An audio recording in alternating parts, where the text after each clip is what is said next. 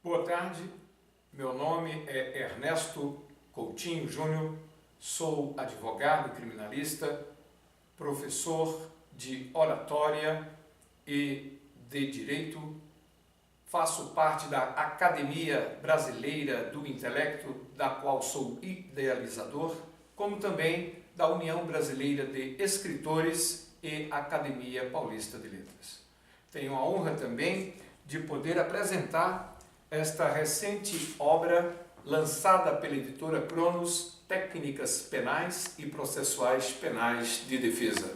Já lancei 4 obras e no próximo ano estarei lançando A Lógica da Prova no Tribunal do Júri. Para mim é uma grata satisfação em poder externar a novidade que tenho em mencionar acerca da empresa da qual sou diretor, SCJ Cursos e Palestras, em que criei um método para descaracterizar este método convencional para que os alunos, tanto do primeiro ensino e ensino médio, possa realmente ter uma maior aprendizagem através da alteração da parte frontal do córtex cerebral, como também dos níveis universitários e pessoas também já graduadas.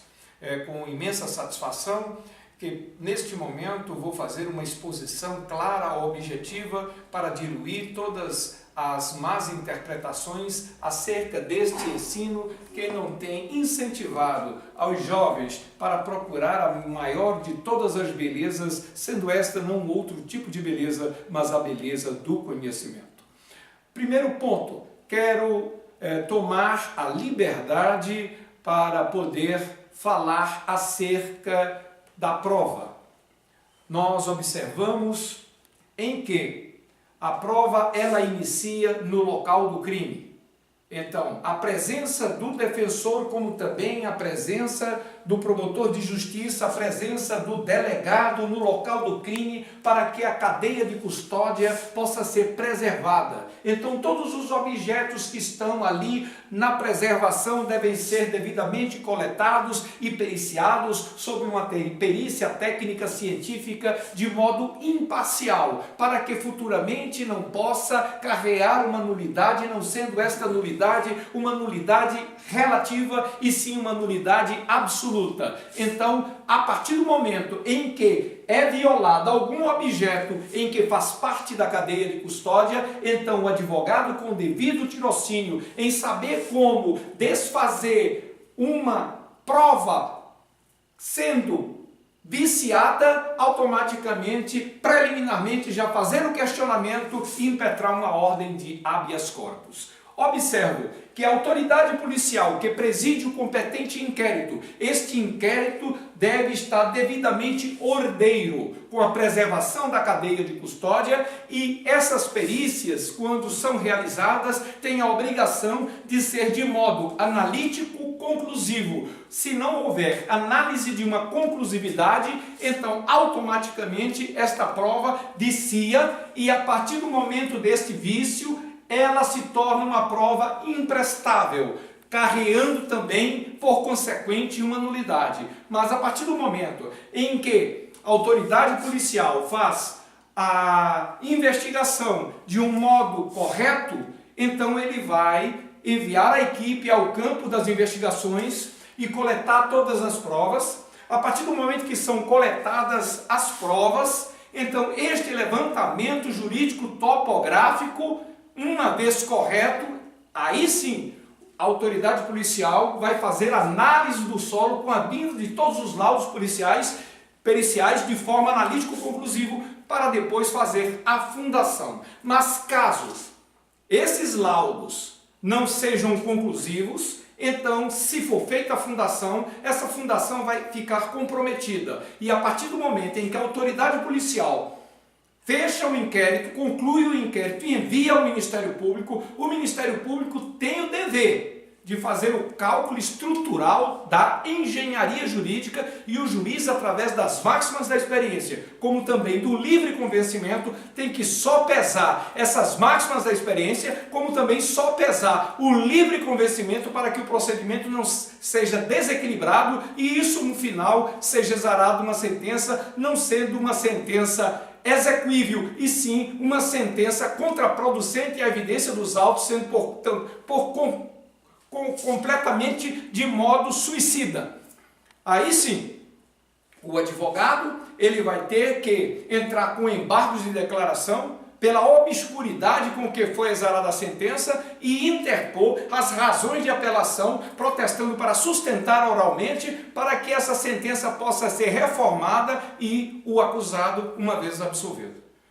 Bem, esse esboço que eu acabei de narrar é o esboço um tanto quanto convencional, porque pode automaticamente diluir 60% a 70% do que foi expendido para que as pessoas possam ter uma maior visibilidade de um método muito mais eficaz, muito mais dinâmico, muito mais elétrico, para que as pessoas possam realmente fazer perguntas. Ô professor, o porquê disso? Sempre tem que existir a pergunta do porquê, para que você saia daqui sempre aprendendo, não pensar, não, puxa vida, eu dormi na aula, eu fiquei olhando no relógio, a aula não foi boa para mim. Então, não, você tem que realmente se sentir confortável com um método que possa trazer para você algo que você jamais vislumbrou em sua vida, de uma celeridade, de a aula se tornar uma verdadeira psicanálise, onde todas as dúvidas são diluídas e a pessoa chega em casa e sente aquele gostinho do quero mais para nova aula, para realmente aprender, aprendendo e não pensar que aprendeu sem ter aprendido. Bem, a partir do momento em que é feita a investigação, é realizado o solo jurídico, é concluído o inquérito, enviado ao Ministério Público. O Ministério Público apresentado a denúncia e o juiz instaurado o inquérito, então nasce o processo.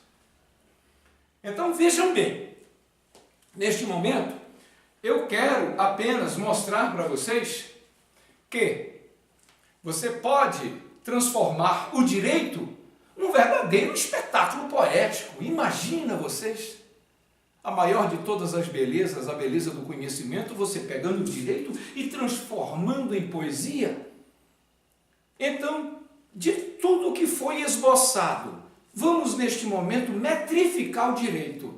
Falta de estrutura da fundação jurídica. Eu pego 4 dedos. O primeiro dedo, a ausência do comprometimento da lei vicia a estrutura da fundação, perdendo seu alcance e sentido pela ausência da correta interpretação. Formei a primeira quadra. A segunda quadra,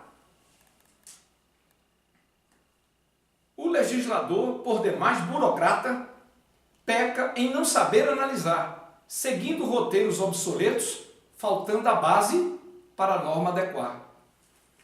Com o transparente erro, o exegeta tenta retificar, equivocando-se por lhe faltar talento e a orquestra não poder acompanhar. Faltou a partitura, o cálculo estrutural, a Constituição mais uma vez violada, como se tudo estivesse normal. Bem, voltando novamente e fazendo uma analogia da engenharia civil com o direito, a partir do momento em que o engenheiro faz o levantamento topográfico, depois faz a análise do solo, em seguida faz a fundação. E, a partir do momento em que faz a fundação, tem que ser realizado o cálculo estrutural para saber a quantidade de materiais que serão empregados na obra para que possa ter duas coisas: a resistência dos materiais empregados e a estabilidade para que a obra não venha desmoronar. Da mesma forma, com relação ao direito.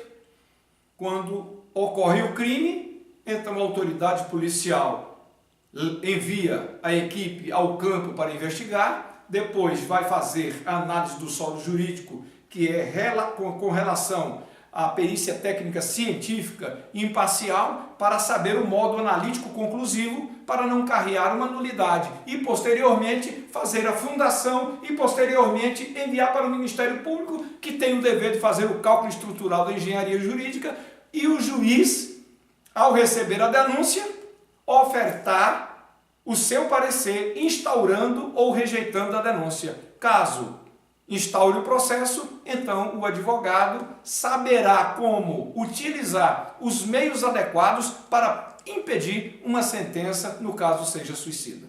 Essa aula, ela está terminada. Espero que vocês tenham aprendido o método, que é um método metrificado, um ensino mais elétrico, mais dinâmico, onde nós podemos aprender aprendendo e não pensar que aprendemos sem nunca ter aprendido. Muito obrigado, mais uma vez, saúdo a todos.